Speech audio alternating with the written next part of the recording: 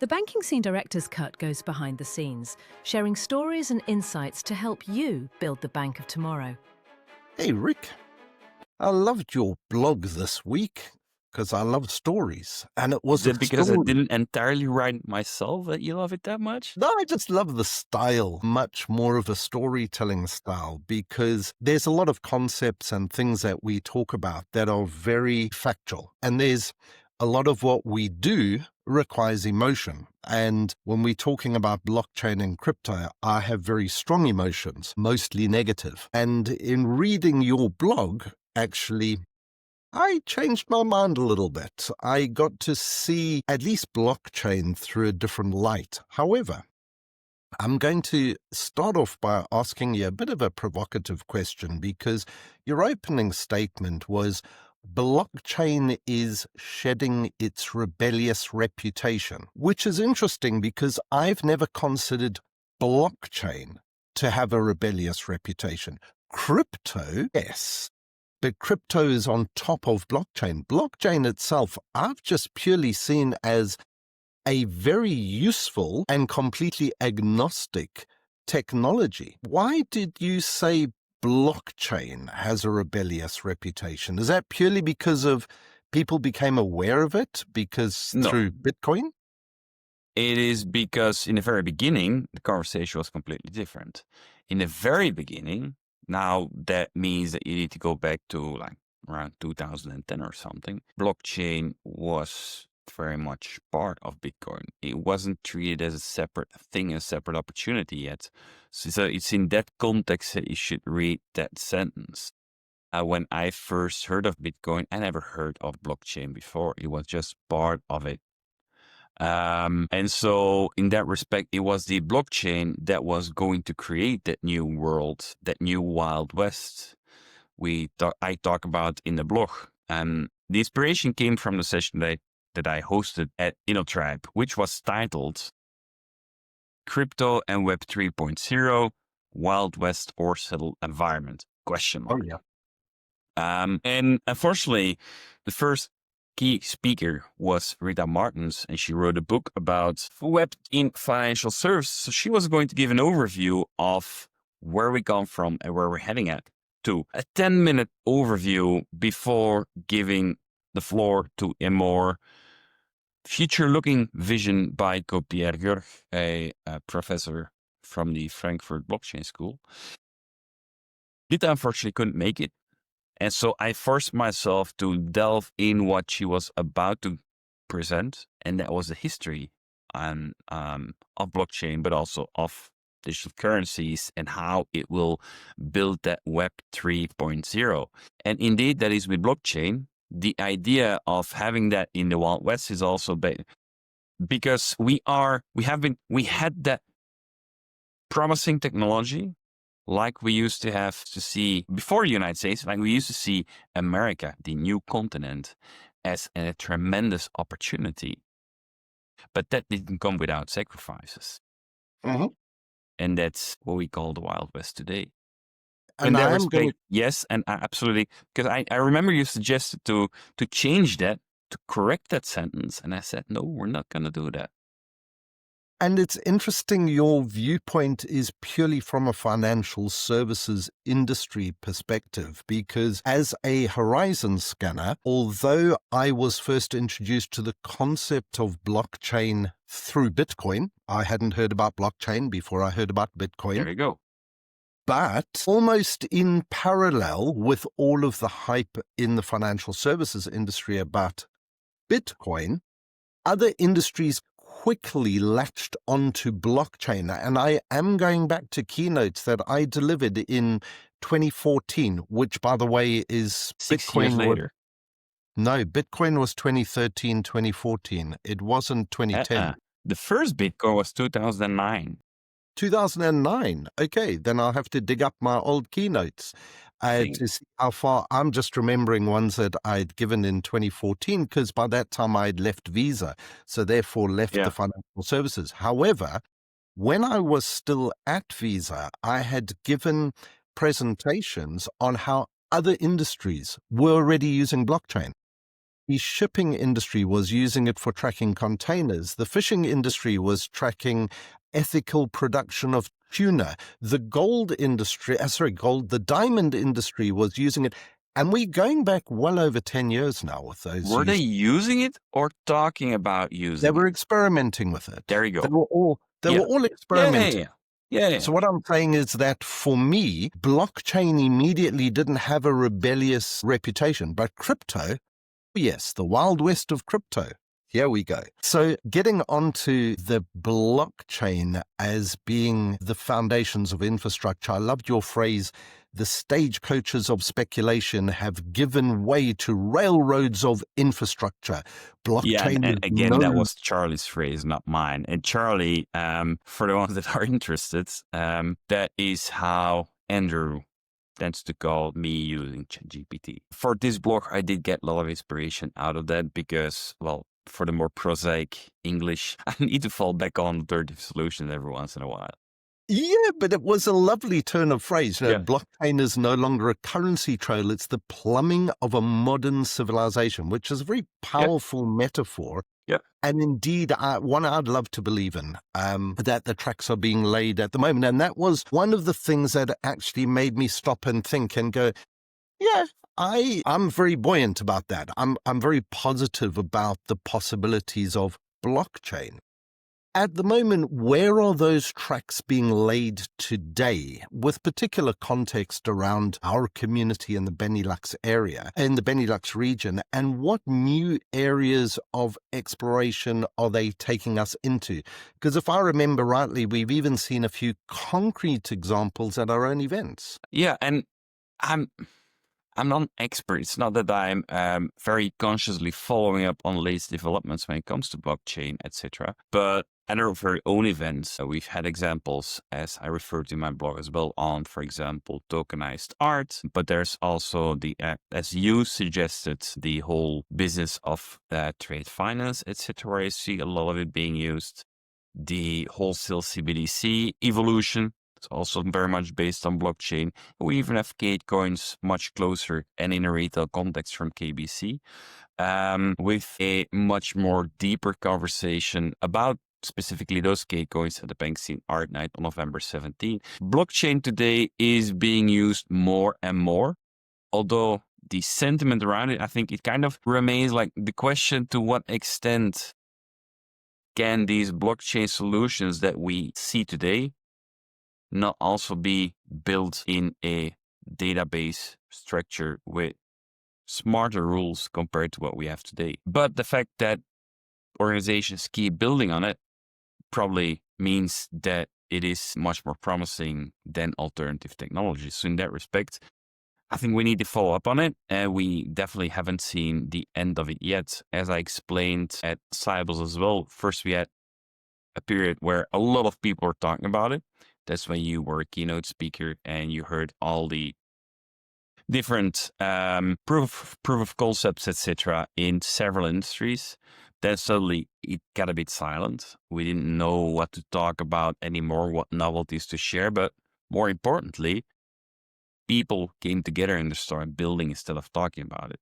Mm-hmm. Now you start to see more and more valid use cases being rolled out, and the whole evolution of stablecoins, etc. It is more in the crypto business than the blockchain business, but I think it's quite telling about the importance that blockchain is getting in our day-to-day life. Anything that you would like to add to that, Andrew, as an horizon scanner? No, I think you're right in terms of we could have done a lot of what's being done with blockchain in databases. So from that perspective, that's why I said it's a very useful technology. I think one of the key elements is that the updating of the data, the ability to be able to go down to very granular levels, and the verification in terms of the way that data is stored in the blockchain. Yeah, the programmability as well of how data can be used.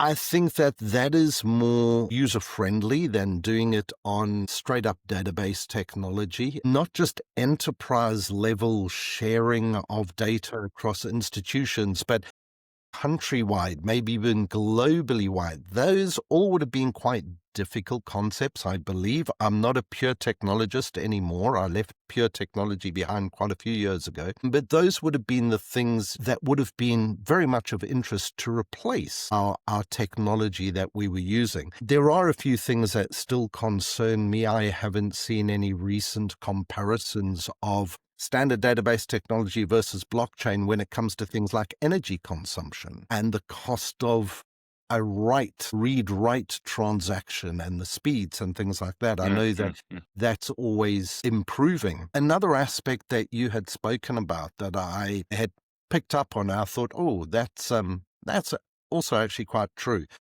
You positioned Europe as quiet city builders.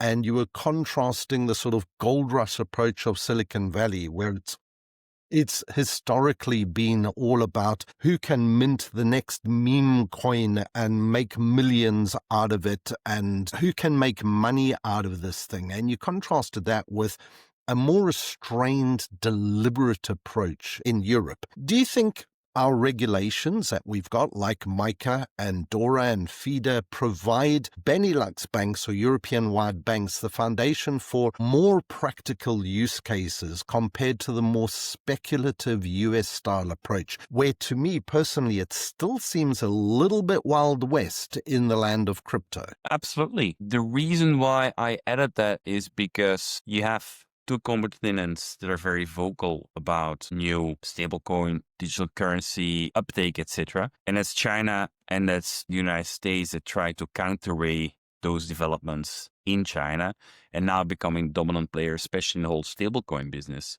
Where Europe remained relatively silent until recently, and recently still are quite silent. But in that respect, I do hear a lot of positive voices from the industry, from bankers, as well as the supply side from the bank industry about the fact that regulations like MiCA, etc., in Europe give that at that trust layer to new developments. And that trust layer, the fact that you have a regulation that sets very clear rules on what to do, what not to do, how to do it, etc., builds a certain level of trust, but also a level of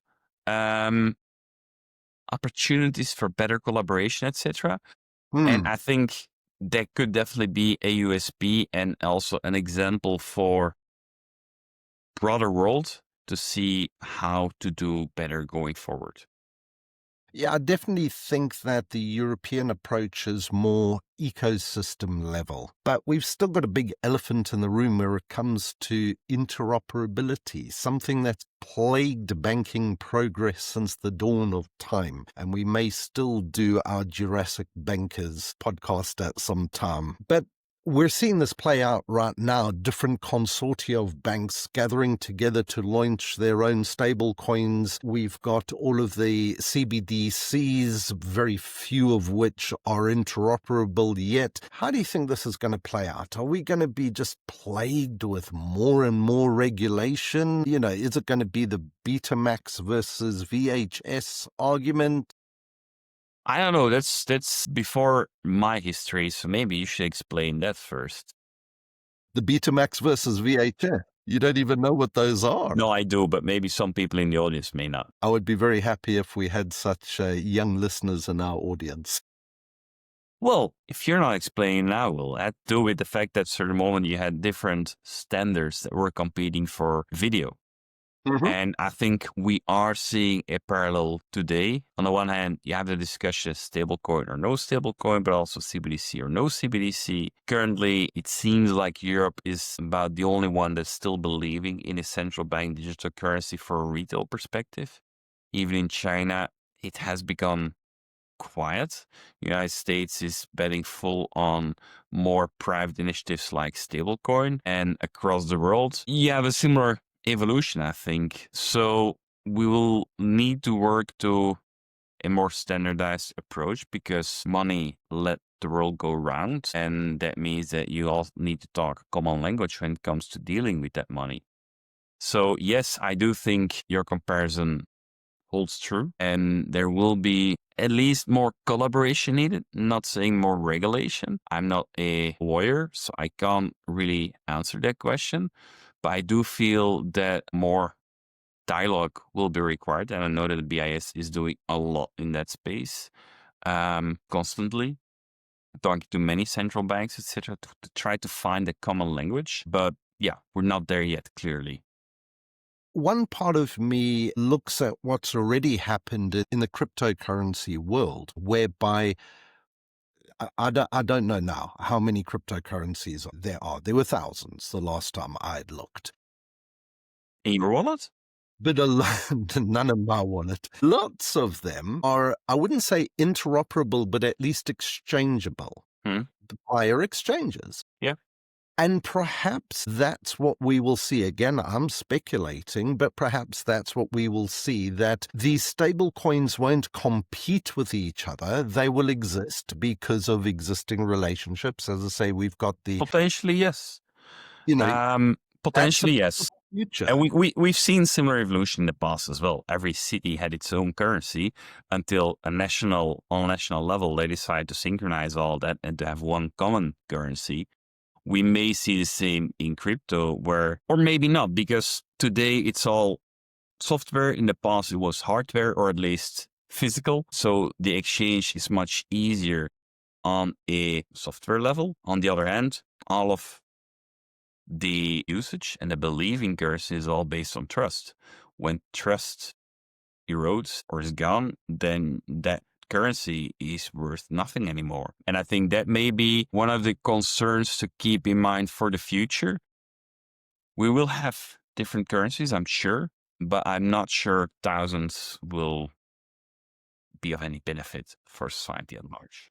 They're not necessary, but I'm going to pick up on your point about trust, because you had a great fireside chat with Co-Pierre after his presentation at Sibos, and you brought up the topic of digital rights token in your blog. And to me, it sounds great. That's what this presentation was about. So it was essential to the entire session, of course. Yeah, but that's, digital rights tokens sound great to me in theory, but in practice, my question is, will it really be me that holds the rights to my data? Because I'm a bit skeptical that there will simply be new gatekeepers that have already harvested my information. They've got my transaction data and everything, which I consider mine, but they consider theirs, and they'll simply find new ways of monetizing my data, and therefore they will be the ones holding the digital rights tokens and not me. Where's your head on that? Maybe you shouldn't ask me. I'm not the expert in that respect. And I remember, Co-Pierre's whole intent or the whole basics of that philosophy was also about sovereignty. The fact that you hold the digital rights tokens and that they're easily transferable, etc. So in that respect, in practice, it may end up like the way you see it. On the other hand, it may also be heavily influenced by what you've been experiencing on social media so far. I don't think that's his vision for the future, what you just demonstrated. I think it effectively is about me owning my own tokens and being able to exchange that with other platforms so they can use those data anonymously or based on the rights that I gave them. So you can bundle all kinds of data and get smarter with it.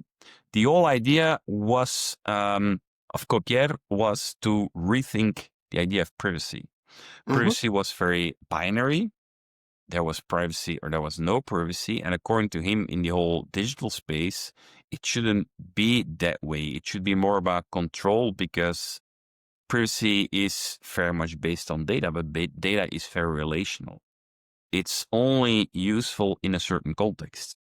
And that's what his whole premise was, that you can collect all that, but you own all that and you can do it whatever you want. Digital rights tokens based on blockchain technology will help you make benefit of it or let society benefit from it by, for example, exchanging your medical data to find new solutions to improve society at large, or in a more commercial context, share it with others if they need those insights for I don't know what. And that's why I said I would love to believe in it, but at the moment I remain a bit skeptical as to its practical implementation. And I will be watching this area because he also did speak about consent being central to that sovereignty. Well, he shares a lot of data on social media as well, so definitely worth following that. And maybe talk to him, raise those questions to him. Well, to bring this to a close, you ended your blog on a high note that linked the story that you wrote with your book. How do you see the parallels between what's happening right now with blockchain and your book on a new ethos in banking? I'm giving you a free opportunity to give yourself a plug. Yeah, and if only I knew, I would have prepared. Because, well, the whole book is around the fact that organizations should ensure that they do whatever they preach with the technology available. And for some, it will be very much technology driven. For others, it will be very much societal driven. For others, it may be something completely different. And in this case, Wild West or settled environment, I think organizations, they can try to delve in that Wild West, but if you don't have that stable ground where as an organization you can be trusted, where you build that long-term fundament, it will not thrive. So you will need that longer-term settled environment probably if you want to build an ethos in banking. If I can Did read that solve the answer? your very last statement on your blog. The Wild West of technology gave us courage. The modern world must give us conscience. And somewhere between the two, between freedom and fairness, between code and compassion, we may finally discover what civilization looks like in the age of blockchain. I'm just paraphrasing your blog there, Rick. And on that note, I'll say that I'm actually a lot more positive about the future of blockchain incorporated into our financial services than I was before I read your blog. So please write more like that. Maybe that's also about the fact that I tried to leave out the cowboys and made sure that was all replaced by gold diggers. It was good. It was good. Thank you very much. We'll chat soon. All right. Bye.